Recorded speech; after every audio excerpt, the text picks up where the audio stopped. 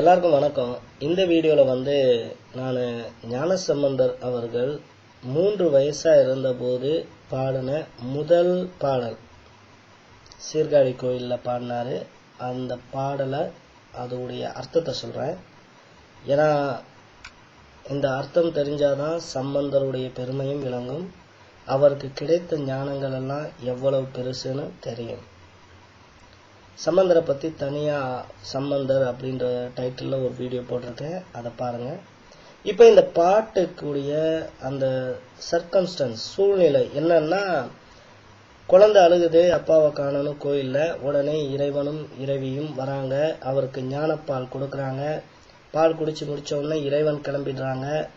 இவருக்கு அந்த பால் குடித்ததுடைய தடயம் இருக்கு உதட்டுலலாம்.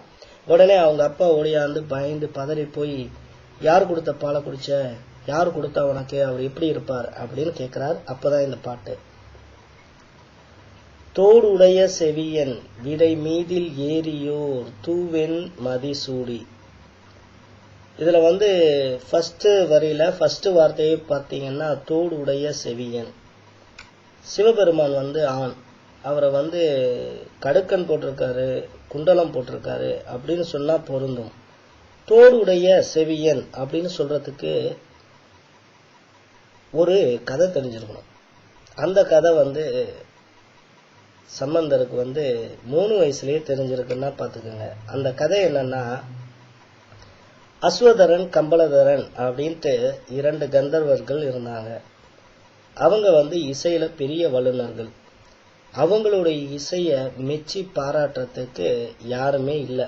ஏன்னா மற்றவங்களுக்கு எல்லாம் அந்த லெவலுக்கு நுட்பமாக இசை தெரியலை. அதனால இந்த 2 பேருக்கும் வருத்தம். ஸோ இவங்க என்ன பண்ணாங்கன்னா, சிவபெருமானை நோக்கி தவம் இருக்கிறாங்க. சிவனும் வராரு.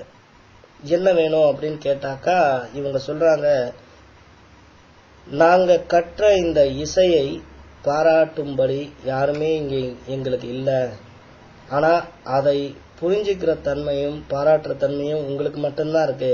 அதனால சதா சர்வ காலமும் நீங்கள் எங்கள் இசையை கேட்டுக்கிட்டே இருக்கணும் அப்படின்னு வரம் கேட்பாங்க. சரின்னு சிவன் என்ன பண்ணுவாருன்னா, இந்த 2 பேரையுமே தோடா மாற்றி காதில் மாட்டிக்குவார். இந்த கதை அந்த குழந்தைக்கு தெரிஞ்சிருக்கு பாருங்க. தோடு உடைய செவியன் விடை மீதில் ஏறியோர். இதுக்கும் நம்ம ஒரு விஷயம் தெரிஞ்சிருக்கணும். விடை மீதில் ஏறி,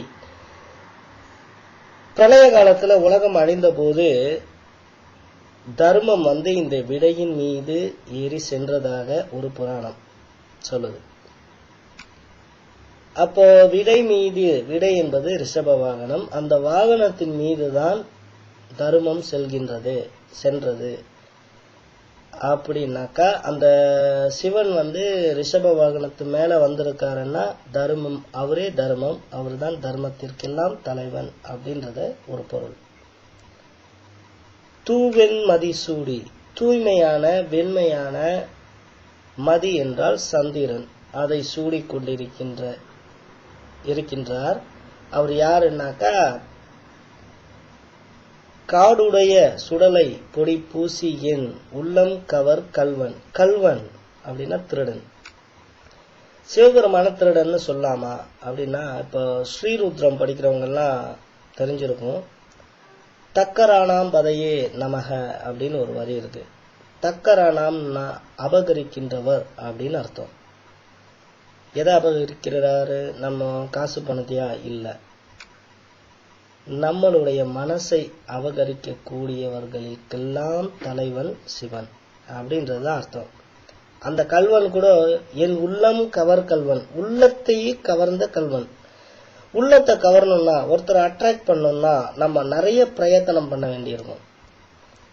அதாவது அவருக்கு பிடிச்ச மாதிரி நடந்துக்கணும், அப்புறம் இல்லைனாக்கா நல்லா மேக்கப் பண்ணிக்கணும், ட்ரெஸ் பண்ணிக்கணும் அப்படின்னு. மேக்கப் பண்றோம்னாக்கா என்ன, பொடி போடுறது, பவுடரு, அந்த மாதிரி ஏதாவது ஒரு பொடி பூசி பொடி வச்சு மயக்கிட்டான்ட்டு ஒரு பழமொழி கூட இருக்கு தமிழ்ல. ஆனா இவர் என்ன பொடி யூஸ் பண்றாரா? சிவனை காடுடைய சுடலை பொடி பூசி, சுடுகாட்டுல இருக்கக்கூடிய அந்த பொடி சாம்பலை எல்லாம் பூசிக்கொண்டு இருக்காரு அப்படின்னு. உடனே அவங்க அப்பா கேட்கிறாரு சம்பந்தர் கிட்ட, எப்பா நான் பல வருடங்களா சிவனை சதா சர்வ காலமும் நினைச்சிட்டு இருக்கேன், எனக்கு அந்த பாக்கியம் கிடைக்கலையே, உனக்கு எப்படி கிடைச்சது அப்படின்னா, அப்பா நம்ம வீட்டில் இப்போ வந்து அரிசி இருக்கு இல்லையா, அது இன்னைக்கே விளைஞ்சதா இல்லை, எப்பயோ விளைஞ்சது, அது இன்னைக்கு பயன்படுது. அதே மாதிரி ஏடுடைய மலரான் முனை நாள் பணிந்து ஏத்த சிறப்பான மலர்களால் சிவனை நான் முனை நாள்னா முந்திய நாள், முற்பிறவி. அப்ப இந்த குழந்தைக்கு முற்பிறவி ஞானமும் இருந்திருக்கு.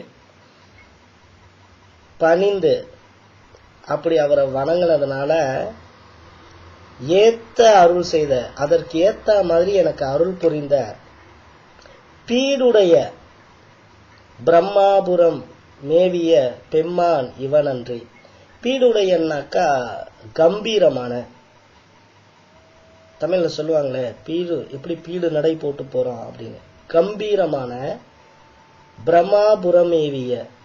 ஏற்கனவே அந்த சம்பந்தர் வீடியோல சொல்லியிருக்கேன், சீர்காழிக்கு இன்னொரு பேரு திருபிரம்மாபுரம். ஏன்னா பிரம்மர் வந்து இந்த சிவனை வழங்கினாரு. அதனால மேவிய அங்க தங்கி இருக்கின்ற பெம்மான் பெரிய இறைவன் இவன் அன்றி, இவர் தான் அப்படின்னு.